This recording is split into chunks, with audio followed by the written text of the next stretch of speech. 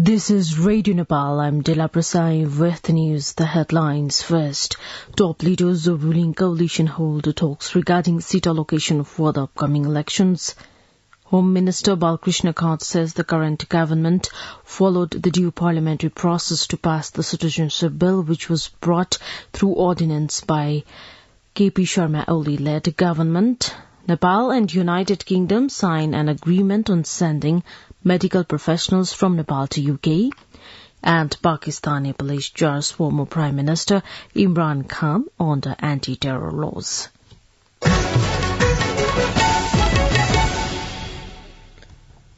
Now the news in detail. The meeting of the ruling alliance has discussed the seat allocation in the upcoming federal and province assembly elections.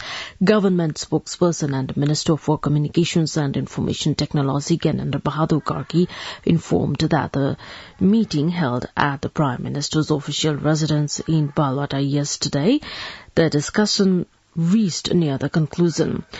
Nepali Congress Central Committee member Krishna Prasad Sitola said the meeting centered on different subjects, including 2018 election, result of local level election, among others.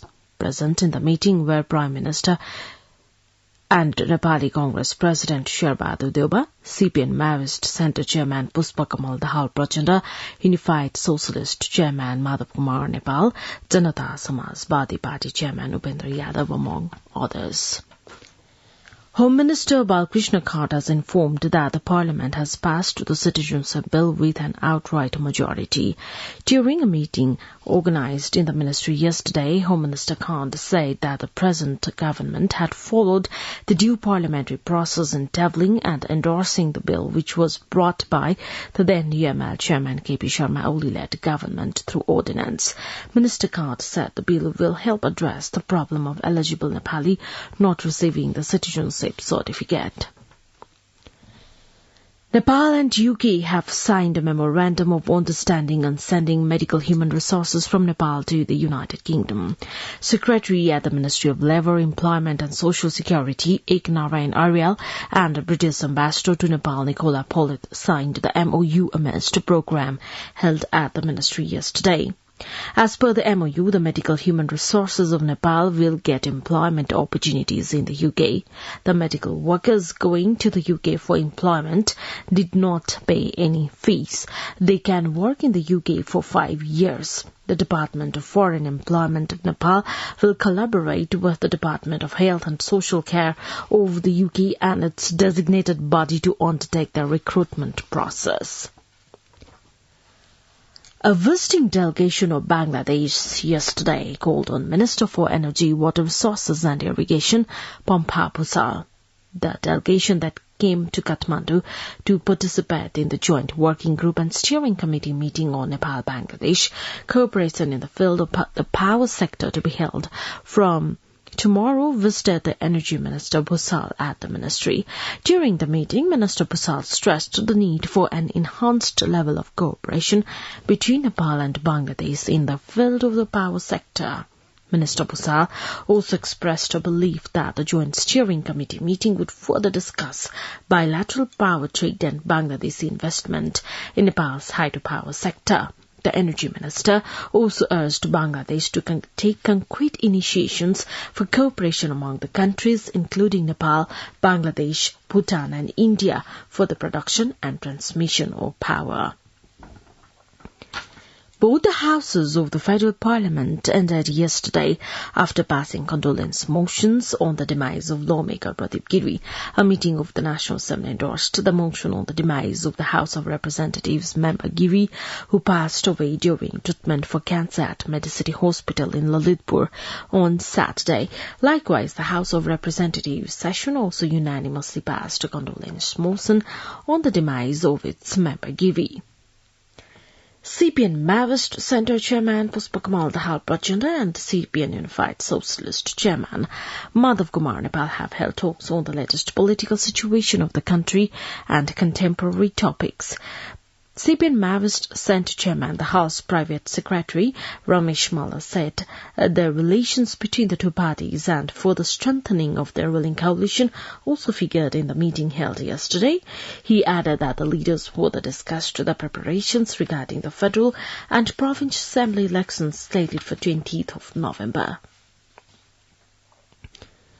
The major opposition party CPN-UML has urged the Election Commission of Nepal to consider reducing the silence hour during the upcoming House of Representatives and Province Assembly election to 24 hours, furnishing 37 points recommendation to the Commission regarding proposed election code of conduct. Yesterday, the UML had appealed with the Commission to reduce silence hour to 24 hours against the existing 48 hours prior to the election. The Ministry of Health and Population has reported 658 new cases of COVID-19 in the past 24 hours. The cases were confirmed while testing 6,643 samples. Meanwhile, 456 people recovered from the infection. The number of active cases of the virus in the country has reached 4,296. However, no corona-related death was recorded yesterday. The United States Agency for International Development, USAID, is providing $15 million to Nepal to protect vulnerable populations in the country from the escalating global food crisis. According to the U.S. Embassy in Kathmandu, this assistance is part of the recently announced $2.76 billion funded by the U.S. government to address the global food crisis worsened by the Russian invasion of Ukraine. In Nepal, this financial assistance will help ensure that people affected by rising prices and food shortages have enough to eat. Acting USAID Nepal Mission Director Beth Hogan said this support would also have broad implications for Nepal's agriculture sector and its farmers. You're listening to Radio Nepal 8 AM English News Bulletin. We continue with international updates now. Pakistan's police have charged the country's former Prime Minister Imran Khan under anti-terror laws. The investigation comes after he accused the police and the judiciary of detaining and torturing a close aide. A BBC report says Khan supporters gathered outside his house, vowing to take over if he was arrested. However, Khan has now been granted pre-arrest bail until Thursday. Algerian police say at least 43 people are now known to have died in wildfires that raged for days in the north of the country.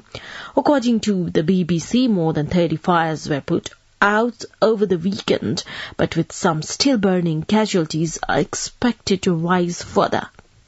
More than 1,000 families have been evacuated from the worst affected areas, which includes the Al-Tarf region near the border with Tunisia.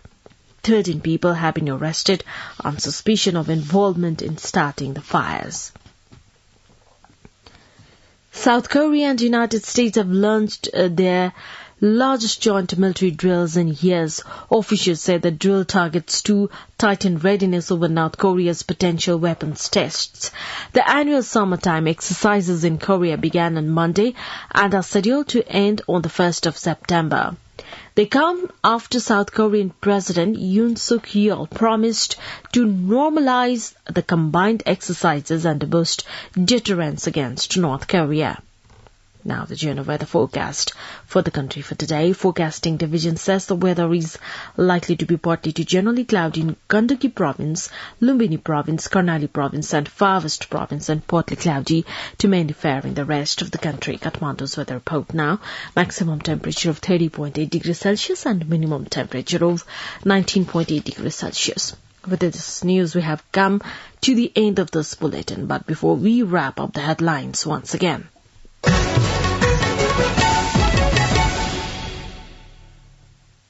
Top leaders of ruling coalition hold talks regarding seat allocation for the upcoming elections. Home Minister Balkrishna Khan says the current government followed the due parliamentary process to pass the citizenship bill, which was brought through ordinance by KP Sharma Oli-led government.